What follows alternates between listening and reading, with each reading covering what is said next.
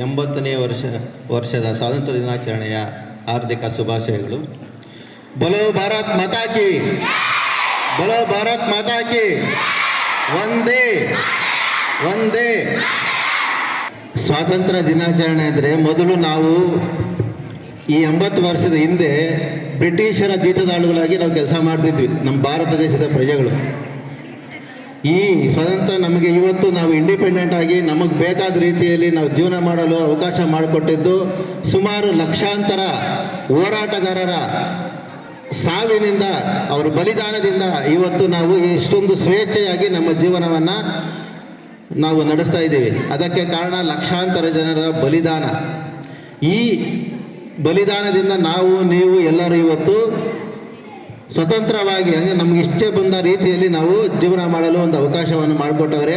ಅಂಥದ್ರಲ್ಲಿ ನೀವು ಇತಿಹಾಸದಲ್ಲಿ ಓದಿರ್ತೀರ, ಸುಮಾರು ಲಕ್ಷಾಂತರ ಹಿರಿಯರು, ಲಾಲ್ ಬಹದ್ದೂರ್ ಶಾಸ್ತ್ರಿ ಆಗಿರ್ಬೋದು, ಸುಭಾಷ್ ಚಂದ್ರ ಬೋಸ್ ಆಗಿರ್ಬೋದು, ಮಹಾತ್ಮ ಗಾಂಧಿ ಆಗಿರ್ಬೋದು, ಸರ್ದಾರ್ ವಲ್ಲಭಾಯ್ ಪಟೇಲ್ ಆಗಿರ್ಬೋದು, ಇಂತಹ ಲಕ್ಷಾಂತರ ಜನರ ಬಲಿದಾನದಿಂದ ನಮಗೆ ಇವತ್ತು ಸ್ವಾತಂತ್ರ್ಯ ದಿನಾಚರಣೆಯನ್ನು ಸ್ವತಂತ್ರವನ್ನು ಕೊಟ್ಟಿದ್ದಾರೆ.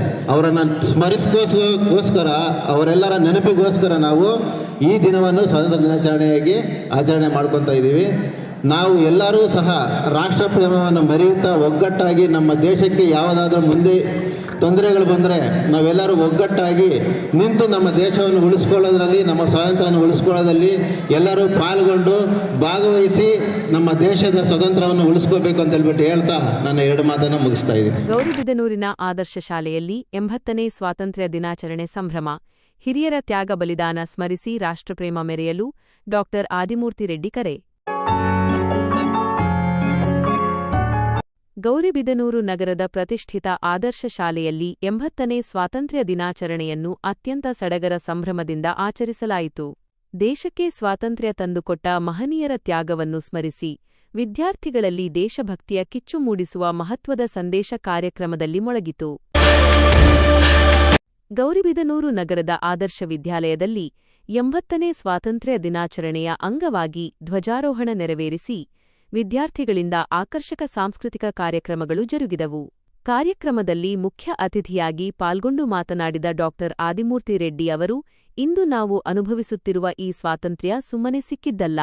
ಲಕ್ಷಾಂತರ ಹಿರಿಯರು, ಸ್ವಾತಂತ್ರ್ಯ ಹೋರಾಟಗಾರರ ತ್ಯಾಗ ಮತ್ತು ಬಲಿದಾನದ ಫಲವಿದು.